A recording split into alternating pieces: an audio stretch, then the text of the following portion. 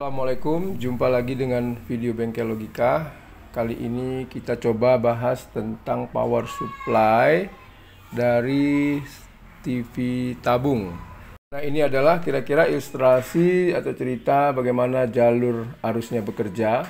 Yang pertama, kita lihat di sini ada saklar. Nah, ini saklar. Saklar ini kalau macet atau tidak menghubungkan antara dua kutub ini juga menyebabkan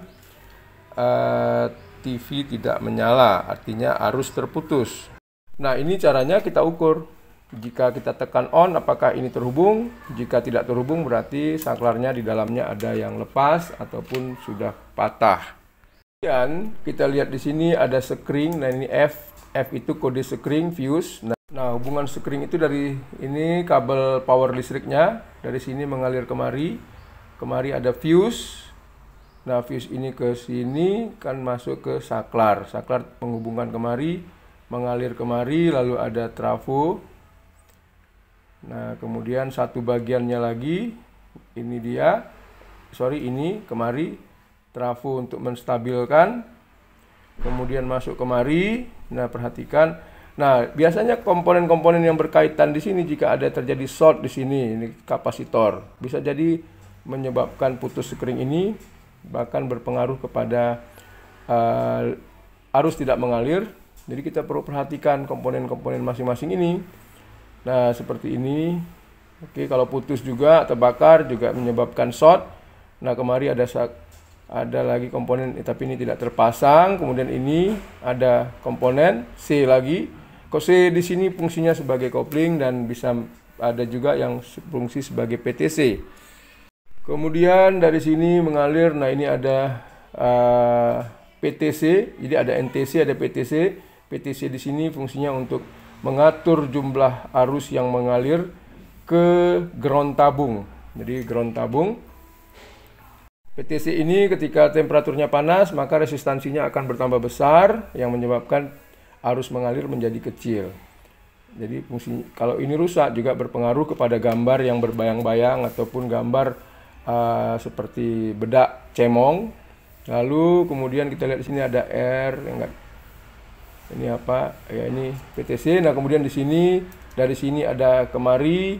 Lalu intinya adalah proses lanjutan dari rangkaian ini menyearahkan tegangan AC tadi dengan menggunakan dioda bridge ini.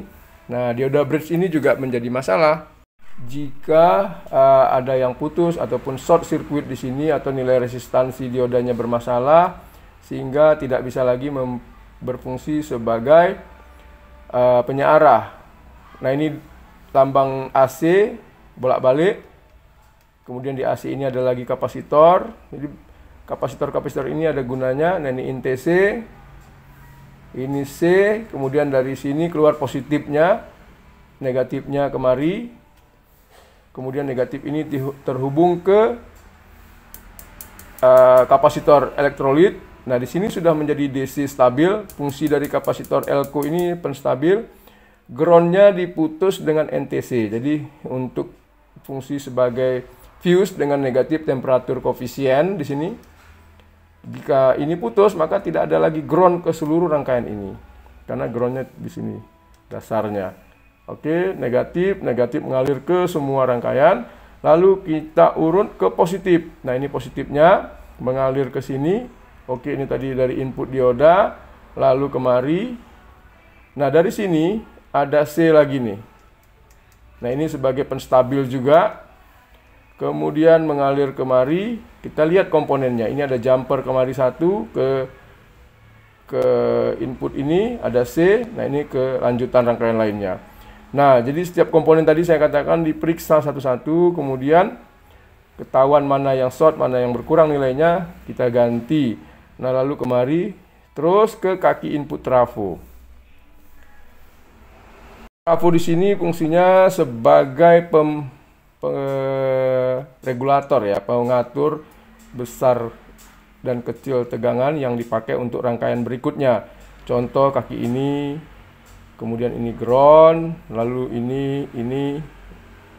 Nah, masing-masing ini ada tujuannya ke blok berikutnya. Dari sinilah dasar supply-nya dari 220 disearahkan menjadi 220 volt AC ke DC di sini, lalu diturunkan dengan menggunakan trafo ini. Nah, arus yang di sini itu sudah DC. Supaya trafo ini bisa berfungsi, maka di negatifnya itu dibangkitkan sinyal AC atau sinus wave dengan menggunakan autocoupler ini. Nah, ini autocoupler. Jadi kalau ini rusak juga pengaruh tidak bekerjanya dari trafo ini, karena arusnya sudah berubah menjadi arus DC, yang karena dari trafo ini yang perlu adalah arus AC, nanti disearahkan lagi. Oke, nah kita lihat. Nah, kemudian ke rangkaian ini. Nah, ini belum kita bahas. Kemudian dari kaki ini kita urutkan. Nah, ini adalah dioda. Bisa nampak dioda ini. Nah, di sini bisa kita ukur dengan DC, di sini AC. Di sini juga AC, AC. Jadi masing-masing ini masih AC pada saat mengukur, tidak bisa DC. Lalu dari keluaran di sini, maka akan difilter lagi dengan kapasitor ini. Nah, biasanya kapasitor dengan tegangan tinggi seperti ini, yaitu tegangan untuk menggerakkan playback. Jadi sumber utamanya di sini menggerakkan playback, positif kaki playback dari B plus istilahnya, kemudian nanti salah satu kaki inputnya itu digerakkan oleh horizontal, IC horizontal.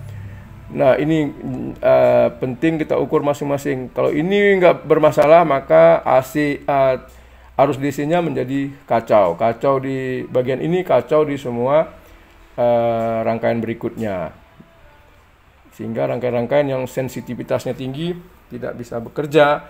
Maka kalau bermasalah, berkurang, ganti saja. Nah, kemudian ada beberapa komponen lain ini di sini berkaitan dengan kebutuhan tegangan ke rangkaian berikutnya. Jadi gampangnya bagaimana?